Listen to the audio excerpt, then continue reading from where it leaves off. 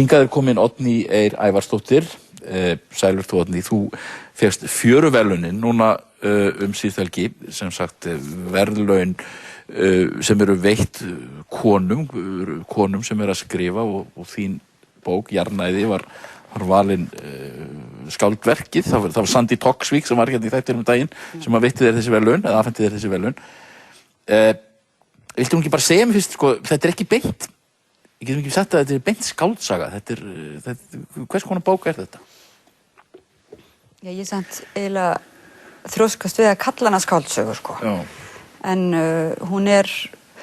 þetta nú dagbók, þetta í dagbókarformi og svoleiðis, og hún náttúrulega kannski að mörkunum að vera einhvers konar bara svona endurminningar. Já. Og svona dagbók og endurminningar, svolítið þessi svona einmitt kvenlegu bókmyndaform, held ég. Já. Ég held að þau séu kölluð svona kvenleg. Og hún byggist á, ég var svo sem að gera tilraun með það að byggja á mjög raunverulegum, kannski ekki bara beint atburðum heldur, á samræðum við einstaklinga sem eru mér mjög nærri, þar að segja, sko, vinir mínir og svona mínir nánustu. Já. Að því ég var einhvern veginn svolítið að rannsaka hvað þetta sem að gerist alltaf þegar maður hittist svona á góðri, þegar eitthvað gerist þegar maður sko nær einhverjum svona tengslum í samræðinni. Og ég man alltaf þegar ég skrifaði dagbók þá þótti mér svo erfitt að ná þessum kjarna eða þessari snertingu einhverju inn í dagbókina. Og ég reyndi það stundum og maður reyndi að endursegja, svo sagði hinn sagði þetta og ég sagði þetta og það var svo erfitt. Og mér finnst til dæmis sko samræður í bókum oft vera svolítið þreytandi, af því að mér finnst það ekki kannski ná þessu sem eiginlega bara, held ég, óhöndlanlegt. Af því bara einhver segir eitthvað og svo eru bara brotnar setningar og einhver grípur fram í og svo gerist heilmikið bara í þögninni og... En þetta eru tvær ömmur þínar sem eru báðar svona aftölu. Hvaða ömmur eru? Hvers konar konur voru þessar ömmur þínar? Já, ég á raunar 3 sko ömmur, en ég ætla nú kannski að skrifa það drama einhvern mann seinna, en þarna er ein föðuramma mín sem sé fósturföðuramma mín og hún ég kynntist henni fyrir norðan í sveitinni. Á Grímsstöðum? Á Grímsstöðum, já. Þú nefnilega ættuð af Grímsstöðum. Já, eða ekki ættuð sko, eða þannig. En pabbi er alveg þar upp og svoleiðis og ég var þar í sveit. Já. Svoleiðis að ég fekk innsýn inn í þennan svona sveita veruleika og fekk líka að vera til dæmis einhvers konar aðstöðamaður þegar hún er organisti sko.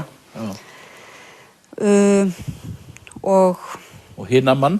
Hinamann er Vopnafirði og bjó í Reykjavík öll sín ár. Og við töluðum mikið bókmenntir og hún var svona, mjög bókmenntaleg kona. Svoleiðis að ég ætlaði nú eiginlega að skrifa bók hana og ætlaði mér það ennþá, einhvern tímann, og kannski ömmu mínar allar. Já, en þær eru komnar þarna fram á sjónarsviðið að einhverju leyti. Já. Svo er það bróðirinn sem er greinilega mjög náinir. Nánast óþægilega náinir, myndi maður halda af lestri bókarinnar. Þú voru áhyggjur af því hvað þið eru náin. Í bókinni. Já. Segðu mig frá. Já, við hefum svo sem ekki, ég bara svona veltaði fyrir mig hvort að þetta er kannski, það er náttúrulega ekki syfjaspell, sko. Nei, ég er ekki í að því. Nei, en það er svona mikil, en ég segi svo sem í bókinni að maður hefur haft kannski ekki miklar áhyggjur að maður fari yfir einhverja línu, en vissulega velti maður fyrir sér þessum hvað greinir að, ást til dæmis, svona ef maður bera mikla ást til bróður síns og síðan ég er að bera þá ást saman við ást á unnustanum, sko. Sem er þarna líka. Já, þannig að ég er svolítið svona þetta er smá ástarþríhyrningur, því svo bindast þeir líka sterkum böndum. En þetta er allt, sko, nú vil ég játa, ég þekki í flesta af þessu, eða mikið af þessu fólki sem er í bókinni. Þetta er raunverulegt fólk, þetta er ekki skáldaða persóna, bróðirinn er bróðirinn og kærastinn er kærastinn. Já. Og en svo í bakgrunum er náttúrulega sko þessir atburðir eins og umhverfismálin sem þú hefur verið að pæla í og þetta menn ætluðu að fara að selja Grímsstaði, Kínverjanum og svona.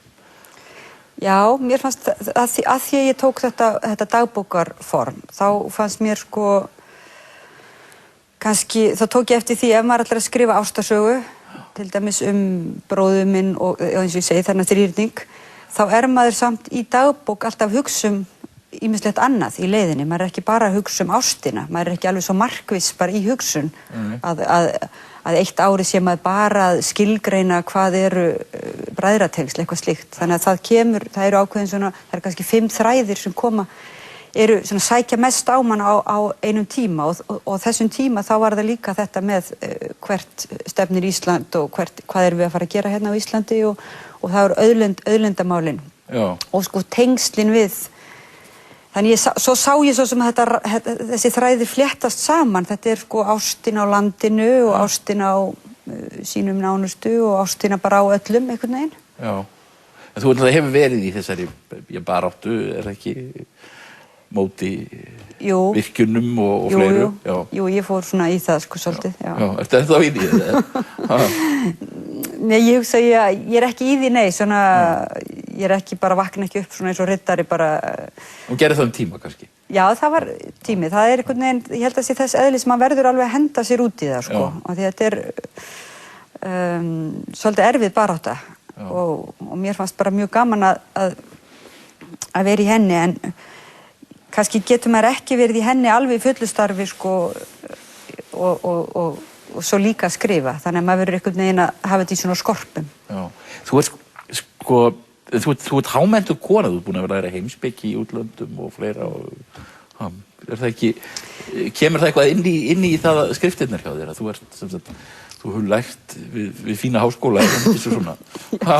Já, jú, ég hugsa að það komi nú alltaf, sko, það að segja að þetta var mjög svona stundum finnst mér að hafa verið hálf mannskemmandi að fara í gegnum menntakerfið. Það náttúrulega svolítið þungt og einhvern nátt svona kerfi. Ég skil.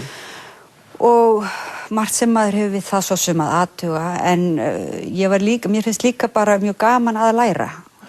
Þess vegna hélt ég áfram í því þótt að ég ætlaði mér ekki sko neitt að fara inn í akademíuna. Nei.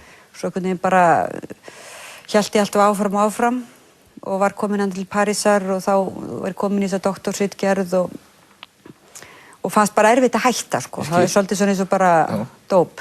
Já. Þarna. Það kannski ágætt líka. Já. Og það sjálfast kemur, það hugleiðingar, því þá maður svo sem alltaf að elta upp einhverja ráðgátur, sko.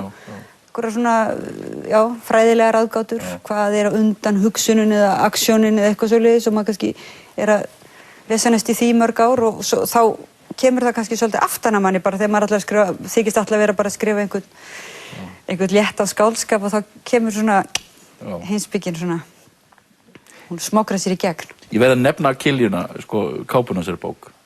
Hvaðan kom þetta? Það var fallegasta kápan síðustu jól.